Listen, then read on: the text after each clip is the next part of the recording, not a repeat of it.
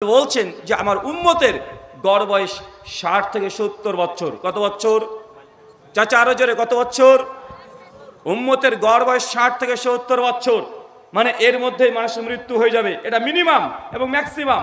এর চাইতে কেউ বেশি বাঁচতে পারে, কেউ কমও বাঁচতে পারে। তো গড় বয়স 60 থেকে 70 উম্মতের গড় বয়স। আল্লাহ নবী আলাইহিস সালাম প্রসঙ্গে একটা হাদিস আসছে, মুয়াত্তা মালিক হাদিস নাম্বার 1145, কিতাবুস সাওম, এই অধ্যায়ে আবু বকর রাদিয়াল্লাহু আনহু আল্লাহ নবীকে শেষে অভিযোগ করছে, ইয়া রাসূলুল্লাহ, আমাদের পূর্বের যত নবীরা ছিলেন তারা তো অনেক লম্বা হায়াত পেয়েছে। জলসরা হুদের মধ্যে আসছে নবী নূহ আলাইহিস সালাম 950 বছর উম্মতকে দাওয়াত দিয়েছে। তার মানে নবী নূহ আলাইহিস সালাম 950 বছর জীবিত ছিলেন। আর আমাদের নবীর পূর্বে আগেকার উম্মত তাদের হায়াত অনেক লম্বা ছিল। কেউ 100 বছর, কেউ 200 বছর, কেউ 300 বছর, কেউ 500, 700, 1000 বছর পর্যন্ত পৃথিবীতে জীবিত ছিল। তো আল্লাহর নবীকে এসে বলছে, ইয়া রাসূলুল্লাহ, আগেকার উম্মতরা তা তো লম্বা হায়াত পেয়েছে, আর আমাদের উম্মতের হায়াত মাত্র 60 থেকে 70 বছর। তো আগেকার উম্মত তারা হায়াত বেশি পেয়েছে, তা তো আমলও বেশি করতে পেরেছে, তো তারা তো জান্নাতে বেশি চলে যাবে। আর আমাদের এই উম্মতে মুহাম্মাদি মাত্র 60-70টা বছর পেয়েছে, অথবা আমাদের তো আমল করার সুযোগ নেই, সময়টা কম। আল্লাহ নবীর কাছে অভিযোগটা বুঝতে পেরেছেন? কি অভিযোগ বলেন তো? আগেকার উম্মত 500 বছর, 700 বছর, 1000 বছর তারা বয়স পেয়েছে, বিধায় সেই সব উম্মত বেশি আমল করার সুযোগ পেয়েছে। যেমন একটা উদাহরণ দিয়ে আপনি বুঝতে পারবেন। দুজন স্টুডেন্ট ক্লাসে ভর্তি হয়েছে, পরীক্ষা চলছে। একজনকে বলা হলো 1 ঘন্টার সময়, আরেকজনকে বলা হলো 3 ঘন্টার সময়।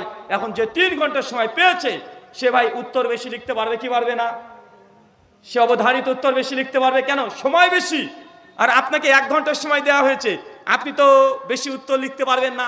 তো আল্লাহ নবীর কাছে সে এই কথা যখন বলেছে, আল্লাহ নবী তখন জবাব দিয়ে বলছে, উম্মতে মুহাম্মাদির একটা ফজিলত হচ্ছে এইটা, আমার উম্মত আমল করবে অল্প, তবে বেনিফিট আগের উম্মতের চাইতে 10 গুণ, 30 গুণ, 50 গুণ, 700 গুণ আল্লাহ বৃদ্ধি করে দিবে।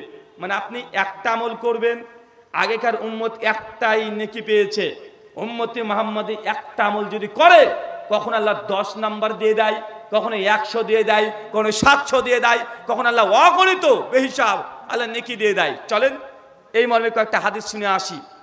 আচ্ছা চাচা, এই মাত্র 1টা মাস আগে রমজান মাস চলছিল না? রমজান মাসের শেষ দশককে কি বলা হয়? লাইলাতুল কদরের শেষ 10টা রাত। সহিহুল বুখারী হাদিস নাম্বার 2011। আল্লাহ নবী বলছেন, তোমরা যদি লাইলাতুল কদরকে অন্বেষণ করতে চাও, শেষ 10টা দিন তোমরা অন্বেষণ করো।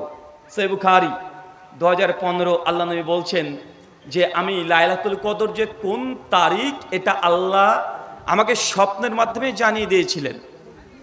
আমি বাড়িতে থেকে যখন বের হলাম, কিছু মানুষকে দেখছি আমার সাহাবীদেরকে তারা একে অপরের সঙ্গে দ্বন্দ্ব করছে।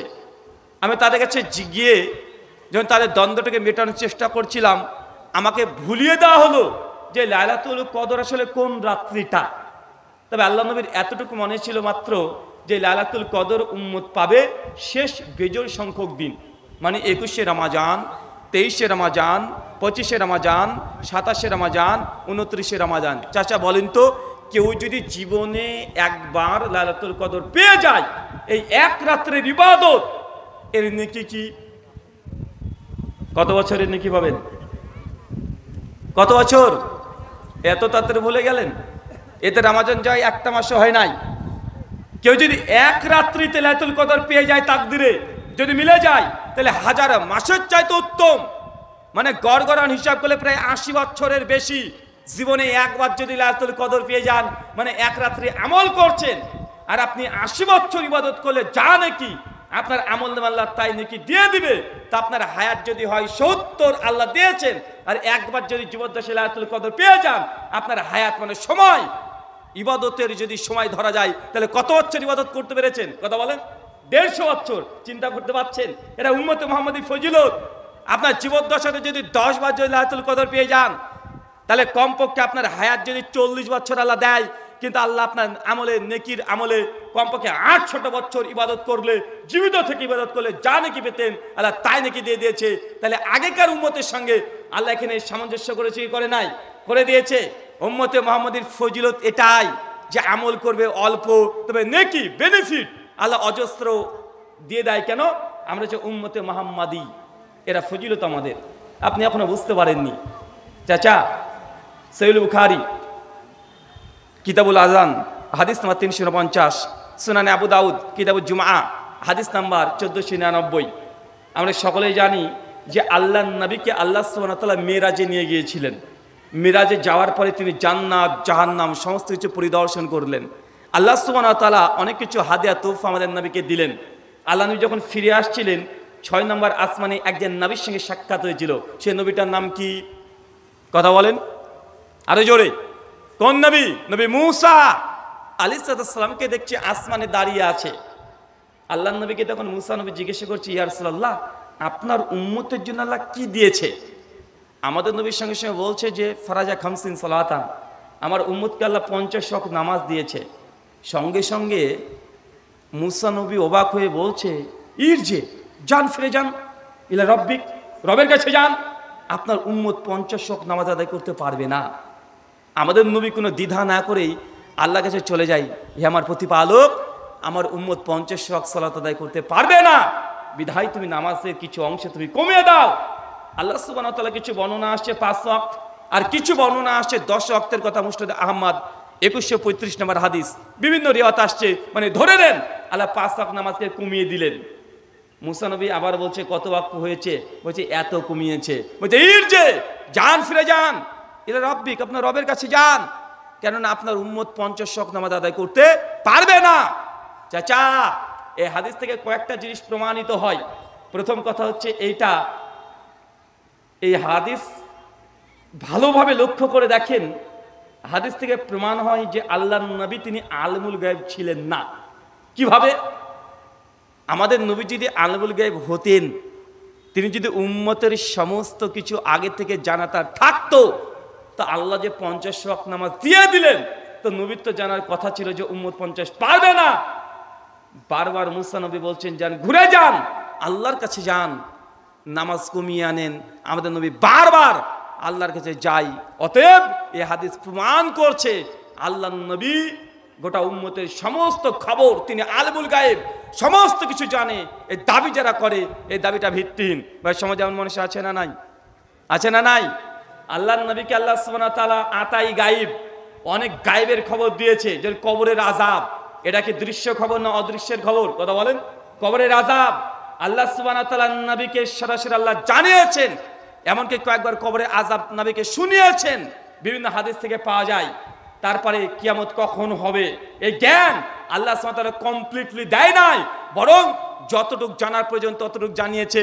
তার মানে এই হাদিস প্রমাণ করছে যে আল্লাহর নবী তিনি উম্মতের জন্য সমস্ত কিছু গায়েবের খবর জানতেন, সমস্ত কিছু কুল্লিয়াতান। এই কথা একদম হাদিসের বিরুদ্ধে চলে যায়। আরেকটা এই হাদিস থেকে প্রমাণ হয়, কোনটা বলেন তো? এই হাদিস প্রমাণ করছে যে উম্মতের মধ্যে বা পৃথিবীতে আল্লাহ কোন নবীদেরকে এই অধিকার দেন নাই যে তারা শরীয়ত নিজের হস্তে তৈরি করবে বা মন যা চায় শরীয়তের মধ্যে কিছু বৃদ্ধি করে দিবে বা কমিয়ে দিবে। কেন? আল্লাহর নবীকে আল্লাহ 50 ওয়াক্ত নামাজ অলরেডি দিয়ে দিয়েছে। চাচা, দিয়েছে না দেয় নাই? কথা বলেন। দিয়ে দিয়েছে। এখন আল্লাহর নবী যদি মনে করতেন যে আমার উম্মত পারবে না, তো 50কে কমিয়ে দিয়ে নিজে থেকে পাস করে নিতে পারতেন, দুনিয়াতে নিজে নিয়ে চলে আসতে পারতেন। বা মুসা নবী তিনি বলতে পারতেন যে উম্মত তো আপনার 50 পারবে না, এটাকে বাদ দিয়ে আপনি 5 ওয়াক্ত দুনিয়াতে নিয়ে যান। যদি এরকম অধিকার থাকতো তাহলে তারা পারতেন কি পারতেন না? পারতেন। কিন্তু নবীদেরকে আল্লাহ এই অধিকার দেয় নাই, বিধায় বারবার আল্লাহর কাছে নবীকে ফিরে যেতে হচ্ছে। আল্লাহ, ইবাদত আমার উম্মত করতে পারবে না, এত তুমি কমিয়ে দাও। কারণ ইবাদত হবে আল্লাহর, কতটুক করবে এটা নির্ধারণ কে করে দিবে? কথা বলেন। কে করে দিবে? আল্লাহ করে দিবে। যে নবীদেরকে অধিকার দেওয়া হতো, তাহলে আমাদের নবী বারবার আল্লাহর কাছে কেন যায় যে আল্লাহ ইবাদত কমিয়ে দাও, নামাজ কমিয়ে দাও, উম্মত পারবে না? তার মানে নবীদেরকেও আল্লাহ সুবহানাহু ওয়া তাআলা নিজের এখতিয়ারে সম্পূর্ণ দেয় নাই যে শরীয়তে যা মন চায় তা ঢুকিয়ে দিবে অথবা বের করবে, এটা নবীদের অধিকার নেই। কিন্তু বর্তমান মুসলমান সমাজে এমন হাজারো ইবাদত আছে, আমল আছে, মন চাইছে, ভালো মনে হচ্ছে, বলছে এটা কোরআনে নেই তো কি হয়েছে, এটা হাদিসে নেই তো কি হয়েছে, আরে সাহাবীরা করেনি তো কি হয়েছে, আমলটা তো ভালো, করলে ক্ষতি কি? ভাই, এমন উদাহরণ আছে না নাই? যে হুজুর মিলাদ পরে তাকে জিজ্ঞাসা করবেন যে হুজুর, এই যে রবিউল আউয়াল মাসের 12 তারিখে আপনি ঘটা করে রাস্তা দিয়ে বের হয়ে চলে গেলেন, আর নবীজির আগমন শুভেচ্ছা স্বাগতম কাওয়ালি বাজাচ্ছেন, জাশনে জুলুস করছেন, আপনি এগুলো করছেন, আমি আপনাকে নিষেধ করছি না, তবে এগুলো যে করলেন এর দলিল কি? আল্লাহর নবী কি করেছেন? তারাও বলতে বাধ্য হয়, স্বীকার করে যে না, আমার নবী তো এই কাজ করেনি। তাহলে আল্লাহর নবীর সবচেয়ে আশিকে রাসূল কারা ছিলেন? 4 খলিফা, আবু বকর, ওমর, ওসমান, আলী বিন আবি তালেব, 4 খলিফা তাদের জীবদ্দশাতে আল্লাহ নবীর জন্ম দিবস বা জন্মবার্ষিকী পালন করেছে। এমন কোন দৃষ্টান্ত আছে? তারাও বলে না, এর কোনো সাবেত নেই, এর কোনো প্রমাণ নেই। লক্ষাধিক সাহাবী তারা কি করেছে? তাও করেনি। তাবেঈরা কি করেছে? তাও করেনি। 4 ইমাম তারা কি করেছে? করেনি। মুহাদ্দিসের যুগে কি চলেছে? করেনি। আপনি করছেন কেন? মানুষের জবাব হয়, হুজুর, আরে নবীকে তো ভালোবাসি আমরা, আর আমরা একটু রাস্তাতে গেলাম, একটু জিলিপি খেলাম, জিলিপি খাওয়া তো আর হারাম না। যখন বলবেন যে ভাই আপনি জিলিপি খাচ্ছেন মিলাদুন্নবী পালন করে, তো বলে জিলিপি খাওয়া কি হারাম? তারপরে দেখবেন ওই যে আরেকটা কি খাই, ওই যে হালুয়া রুটি, হালুয়া রুটি খাই। যখন আহলে হাদিসদের তরফ থেকে বলা হয় যে এই দিনে হালুয়া রুটি এই নিয়তে যদি খান এটা বিদআত হবে, তখন বলবে যে হালুয়া রুটি খাওয়া বিদআত হবে, হালুয়া রুটি খাওয়া কি হারাম? আমি এই কথার জন্য বলেছিলাম ভাইজান, হালুয়া রুটি খাওয়া তো হারাম নয়, জিলিপি খাওয়াও এটা হারাম নয়। বাজারে চলে যাবেন, আপনি মুসলমান, আপনার দোকান, আপনার কলা, বেদানা, আঙুর, তারপরে ওয়াটারমেলন মানে ওই যে তরমুজ, সমস্ত ফলগুলো আছে। একজন পণ্ডিতজি চলে এসেছে, সনাতনী হিন্দু পণ্ডিত, এসে বলছে দাদা কিছু ফুডস আমাকে দেন। আপনি দিয়ে দিয়েছেন, উনি নিয়ে চলে গেছে, একদম দেবী দুর্গার সামনে গিয়ে প্লেটে রেখে দিয়ে বলছে, একদম মন্ত্রপাঠ করতে শুরু করে দিয়েছে, ওং ভূর্ভুবঃ স্বহা তৎসবিতুর বরেণ্যং ভর্গো দেবস্য ধীমহি ধিয়ো না প্রচোদয়াৎ। 11 বার পাঠ করেছে। পাঠ করে ওই ফল, যেই ফ্রুটস, যে ফলগুলো আপনার দোকান থেকে কিনে এনেছে, এনে 3-4 ফু দিয়েছে, ধূপকাঠি ধরিয়ে এদিক ওদিক একবার ঘুরিয়ে দিয়েছে। এখন ওই ফলটা যদি আপনাকে গিয়ে একটা কলা বলে দাদা আপনি একটু খান, একটু আগে তো আপনার দোকান থেকে কিনে নিয়ে গেছি, ভাই বলেন তো কলা তখন খেতে পারবেন কি পারবেন না? কেন রে ভাই, এটা তো কলা, কলা খাওয়া হারাম নাকি? এটা তো আপেল, আপেল খাওয়া